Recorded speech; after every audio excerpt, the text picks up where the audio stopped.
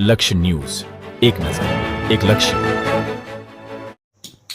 નિરંજન ચૌહાણ, ડભોઈ. છાસ વિતરણ.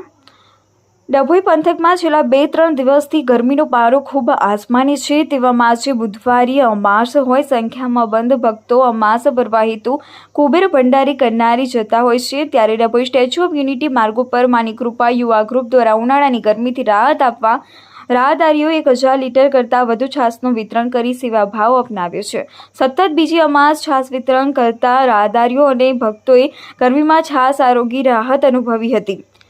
સેવા પરમો ધર્મ અને ડભોઈ દર્ભાવતીના ધારાસભ્ય શૈલેષભાઈ મહેતાના માર્ગદર્શન હેઠળ છેલ્લા 2 માસથી ડભોઈ સ્ટેચ્યુ ઓફ યુનિટી માર્ગ ઉપર આવેલા હનુમાનજી મંદિર ખાતે 1000 લીટર કરતાં વધુ છાસ વિતરણ દર અમાસે કરવામાં આવી રહ્યું છે. આજે પણ Dabhoi statue of unity road ઉપર સિદ્ધપુર નજીક આવેલ હનુમાનજી મંદિર નજીક સંજય ઠાકોર, પ્રિતેશ ઠાકોર, રીતેશ રોડિયા, પ્રિતુલ ઠાકોર, ધર્મેશ રોહિત, જિગ્નેશ ઠાકોર અને યુવકો દ્વારા કુબેર કરનારી જતા ભક્તો અને રાહદારીઓને ઠંડી છાસનું વિતરણ કર્યું હતું. આશરે 1000 જેટલા ગ્લાસ વિતરણ કરી આકરી ગરમીમાં ઠંડી છાસથી રાહદારીઓ અને ભક્તોને રાહત આવી હતી. આ પ્રસંગે જિલ્લા પંચાયત ઉપપ્રમુખ વકીલ અશ્વિનભાઈ પટેલ પણ ઉપસ્થિત રહ્યા હતા.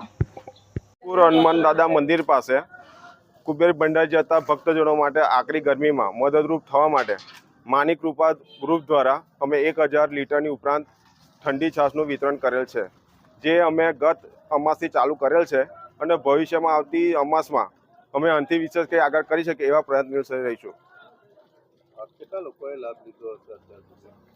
અત્યારે અમે હાલમાં 10,000 ગ્લાસની ઉપરાંત વહેંચેલ છે અને હજુ કન્ટિન્યુ જ છે. દર અમાસે આ કાર્યક્રમ રાખવામાં આવે છે. હા, અને આમાં બી અમે થોડું આગળ વધવા માંગીએ છીએ. છાશ પ્લસ નાસ્તો અને જમવાનું બી પ્રયત્ન અમારો કન્ટિન્યુ છે આમાં.